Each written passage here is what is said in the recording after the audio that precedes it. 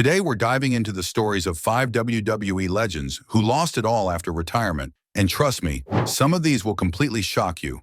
It's hard to believe how wrestlers who once lived like superstars ended up struggling just to get by. So let's get into it and see what really happened to these famous names. Mick Foley. Mick Foley's story isn't about reckless spending or flashy luxury. It's about how a career built on physical punishment eventually led to financial struggle. Unlike many wrestlers who blew their wealth on cars and parties, Foley's downfall came from medical costs, poor financial planning, and the harsh reality of life after wrestling. During his prime years as Mankind, Cactus Jack, and Dude Love, Foley was one of WWE's most fearless performers. He sacrificed his body for entertainment, being thrown off cages, landing on thumbtacks, and absorbing unthinkable punishment. While these moments made him a legend, they left his body in pieces. After retirement, those injuries didn't go away. He needed countless surgeries, therapy sessions, and medical treatments that drained his savings. Foley also made less money compared to many of his peers. Despite being a top star, he didn't have the huge multi-million-dollar contracts that others like The Rock or Stone Cold enjoyed. So when he stopped wrestling full-time, the steady income disappeared. He tried to transition into other careers, writing books, doing comedy tours, and making appearances. But those gigs didn't pay nearly as much as being in the ring. On top of that, Foley's generosity often worked against him financially. He's known for donating heavily to charities and helping others in need, sometimes to his own detriment. In interviews, Foley admitted that he wasn't great with money and didn't plan ahead for long-term stability. Taxes, medical bills, and family expenses began piling up faster than he could handle. He also invested in passion projects that didn't pay off, like small stand-up tours and independent film appearances. While these ventures kept him active, they barely broke even. There was even a point where Foley said he almost lost his house because of poor money management and rising healthcare costs. Unlike many wrestlers who blew money on while living, Foley's financial troubles came from being too selfless and too broken physically to keep up with the financial demands of everyday life. His humility kept him beloved by fans, but it didn't protect him from the reality of mounting debt and unpredictable income. Lex Luger. Lex Luger's fall from wealth to financial ruin is one of the most tragic in wrestling history. Once known as the total package, the man with the perfect body, fame, and fortune, Luger's downfall came from a mix of legal problems, drug addiction, health collapse, and poor financial management. At his peak in WCW and WWF, Luger was one of the highest-paid wrestlers in the world. He earned millions, lived in luxury homes, and drove expensive cars. But behind the glamour was a lifestyle spinning out of control. He became deeply involved in drugs, alcohol, and reckless behavior that eventually cost him everything. Things took a dark turn in 2003 when his longtime girlfriend, Miss Elizabeth, tragically died in his home from a drug overdose. The incident brought heavy media attention and legal trouble. Luger was arrested on drug-related charges, and his reputation, along with his income, took a massive hit. Court costs, fines, and the loss of wrestling bookings quickly drained his finances. He was also spending thousands on lawyers and rehab while his personal life crumbled. When WCW folded and his wrestling career effectively ended, Luger had no backup plan. He had lived on large paychecks for years, but had saved almost nothing. Without wrestling income, the money disappeared quickly. Then came the biggest blow of all. In 2007, Luger suffered a spinal stroke that left him temporarily paralyzed. His medical bills skyrocketed, and he could no longer work or appear regularly at wrestling events. Within a few years, he went from mansions and sports cars to a small apartment with almost no possessions. He lost his cars, his house, and most of his savings to medical costs and bad spending decisions. Luger later admitted he lost it all, both financially and emotionally. Eventually, he turned his life around spiritually, finding faith and becoming a motivational speaker. But financially, he never regained what he once had. The once flashy athlete who lived like a superstar now lives humbly, often relying on modest income from speaking events and occasional wrestling appearances. Bret Hart. Bret, the Hitman. Hart was one of wrestling's most respected and technically gifted performers, but behind the success was a story of lost money, bad business decisions, and betrayal that left him struggling financially after his in-ring career ended. During his peak years in the WWF, Bret was a top earner, a world champion who represented excellence inside the ring. But things changed dramatically after the infamous Montreal Screwjob in 1997. Following his fallout with Vince McMahon, Bret left for WCW on what was supposed to be a multi-million-dollar deal. Unfortunately, that move marked the start of his financial troubles. In WCW, Bret never reached the same level of success, and a tragic career-ending concussion cut his contract short. When WCW collapsed in 2001, Bret was left without a major paycheck and without the physical ability to wrestle again. His biggest source of income vanished almost overnight. Hart tried to manage his finances carefully, but he was hit with several unexpected problems. His divorce from his first wife was financially draining, and he admitted that his trust in others cost him money. Some of his investments and business ventures failed badly, particularly those in film projects and real estate, leading to big financial losses. Bret once said he trusted too many wrong people with his money.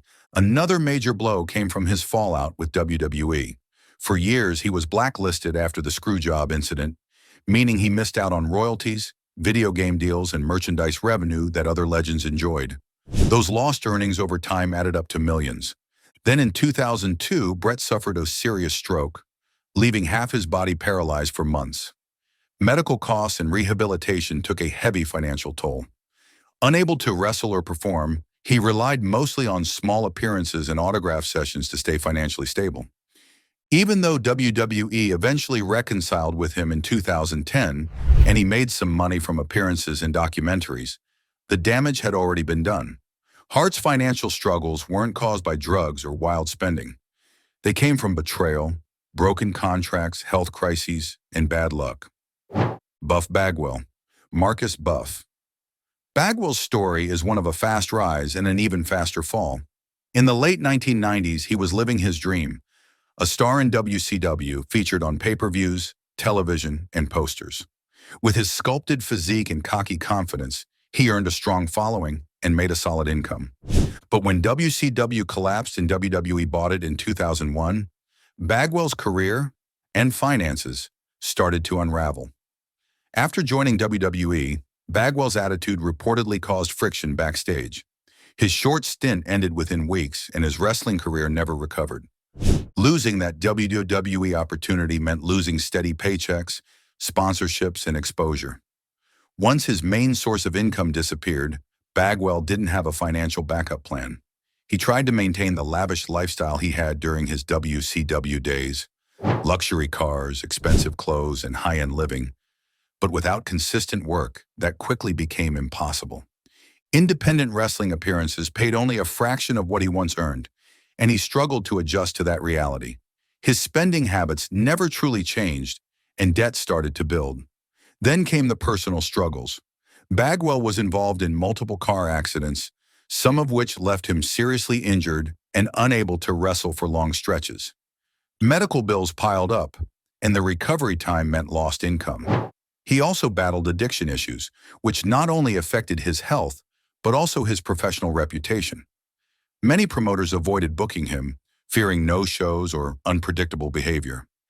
In the years that followed, Bagwell tried several ventures to stay afloat, modeling, acting, and even adult entertainment work, but none provided lasting stability. He admitted in interviews that he spent his WCW money carelessly and didn't save for the future. He went from national TV fame to struggling to pay bills, often relying on small wrestling conventions or fan signings to get by. Bagwell's financial collapse wasn't about a single bad decision. It was a chain reaction. Losing his main job, dealing with addiction, health issues, and poor money management combined to erase what he'd earned. He's since tried to rebuild through recovery programs and independent appearances, but the wealth and comfort he once had are long gone. Ric Flair's life is a far cry from the glory days of the ring. The man once known for his lavish lifestyle overflowing charisma, and unmatched success now faces a painful reality marked by bankruptcy, ongoing legal troubles, and bitter fallouts with those he once called friends. So let's dive in and see what really went wrong. In 2008, Ric Flair shocked fans and the wrestling world when he filed for bankruptcy. Despite a career that earned him millions, Flair's extravagant lifestyle, combined with mounting medical bills and some bad financial decisions, left him drowning in debt. Reports suggested that Ric Flair owed creditors more than $2 million at the time of his bankruptcy filing. The lavish lifestyle he embraced during his prime years, including a collection of luxury cars, tailored expensive suits, and an endless schedule of parties and appearances, proved to be completely unsustainable in the long run. Flair himself later admitted that he had not managed his finances wisely and often lived beyond his means. Medical expenses also played a significant role in his financial downfall. Decades of wrestling took a serious toll on his body, resulting in numerous surgeries, hospital stays, and ongoing treatments that rapidly drained his savings. Flair's bankruptcy served as a harsh and sobering reminder that even the most celebrated and successful stars, with all their fame and fortune, are still vulnerable to financial ruin when money isn't managed carefully. Legal issues further complicated Flair's life during this period. Beyond bankruptcy, he found himself entangled in lawsuits involving contractual disputes with wrestling organizations and personal legal battles. Perhaps most notably, Flair's on-again, off-again relationship with his ex-wife, Elizabeth, became public fodder when it spilled over into courtrooms. The two were married and divorced multiple times, and their battles included disagreements over finances, custody, and other personal matters. These legal disputes, combined with Flair's health problems, painted a picture of a man whose life was far from the glamorous image many fans saw on TV. Adding to his struggles,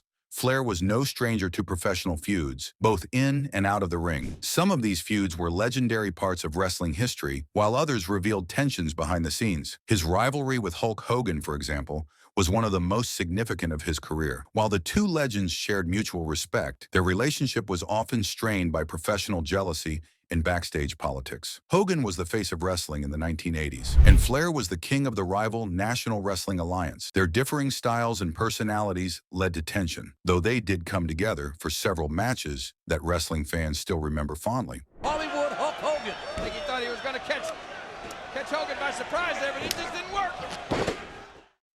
Another well-known feud was with Shawn Michaels, which combined their talents in some classic bouts, but also had moments of real-life tension. Michaels, known for his flamboyance and athleticism, was often compared to Flair, and the two had a complicated relationship that blended professional rivalry and personal disagreements. Flair also had famous rivalries with Ricky Steamboat and Sting, both legendary wrestlers who pushed him to some of his greatest performances. These feuds weren't just about competition. They often involved emotional storytelling, Flair playing both the villain and, at times, the hero.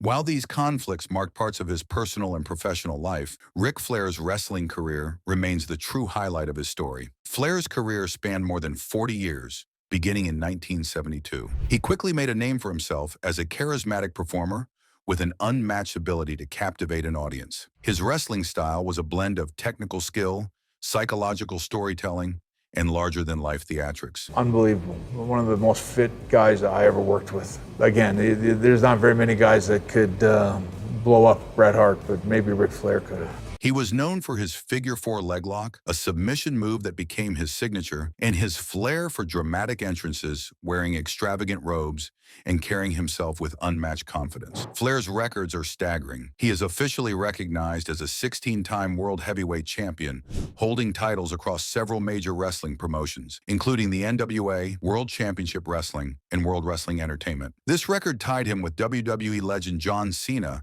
and stood as one of the highest in professional wrestling history. Flair was the centerpiece of the NWA and WCW for years, helping to define the look and feel of wrestling during the 1980s and 1990s. His battles against stars like Dusty Rhodes, Sting, and Vader are some of the most iconic moments in wrestling history. During the late 1980s and 1990s, Flair's career flourished in WCW, where he was both a dominant champion and a skilled manager. He led the famous Four Horsemen stable, one of wrestling's most influential factions. The Four Horsemen, which included greats like Arn Anderson, Ole Anderson, and Tully Blanchard, revolutionized the concept of wrestling groups and played a huge role in WCW storylines. Flair's role as their leader only added to his legendary status. He combined his in-ring ability with a powerful presence on the microphone, cutting promos that were often as memorable as his matches. In 1991, Flair made a high-profile jump to the WWE. Though his time there had ups and downs, it included memorable matches and feuds with stars like Randy Savage, Mr. Perfect, and Bret Hart. One of the most famous moments of Flair's WWE run was his match against Shawn Michaels at WrestleMania 24, which was billed as a retirement match. Although Flair lost, the match was a passing of the torch, symbolizing his transition from active wrestler to a mentor and elder statesman of the industry. Flair's influence extended beyond just wrestling matches. His charisma and style made him a pop culture icon. The woo chant became a staple at wrestling events, and his catchphrases like, "To be the man, you gotta beat the man," are etched into wrestling lore. His signature robes, often sequined and extravagant, became synonymous with his persona and added to his mystique. Flair was a master at connecting with fans, whether as a beloved hero or despised villain. Despite his success, Flair's career was not without its struggles. The physical demands of wrestling took a heavy toll. Over the years, Flair suffered multiple injuries, including knee and back problems that required surgeries. His health declined significantly in his later years, culminating in a major heart attack in 2017 that nearly ended his life. He spent weeks in the hospital fighting for survival and faced a long road to recovery. This health scare was a wake-up call for Flair and his fans, reminding everyone that even legends are not invincible. After recovering, Flair gradually stepped away from regular wrestling, but remained involved in the industry. He made occasional appearances in WWE, often in a mentor role or as a part of special storylines. Flair also focused on his family, particularly his daughters who pursued wrestling careers themselves. Charlotte Flair, in particular, has become one of WWE's top stars, carrying on her father's legacy in the ring. Despite the hardships, Flair's story is one of resilience. Even after financial troubles, legal battles, health scares, and personal struggles, he remains a respected and beloved figure in wrestling. His influence on the sport is immeasurable. He helped transform professional wrestling into the spectacle it is today. Flair's storytelling ability, charisma, and in-ring skill set a standard that many wrestlers still strive to reach. At 75 years old, Ric Flair's life is a mix of triumph and heartbreak. The legendary wrestler who once held the world in the palm of his hand now faces the realities of aging and the consequences of a hard-lived life. His health is fragile, his finances strained, and his personal relationships complicated. Yet through it all, Flair's spirit shines through, the same fighting spirit that made him a champion time and time again. That wraps up today's video. If you enjoyed it, please make sure to hit that like button and subscribe to the channel for more great content coming your way. We'd also love to hear your thoughts, so don't forget to leave a comment down below. Thanks for watching, and we'll see you again very soon.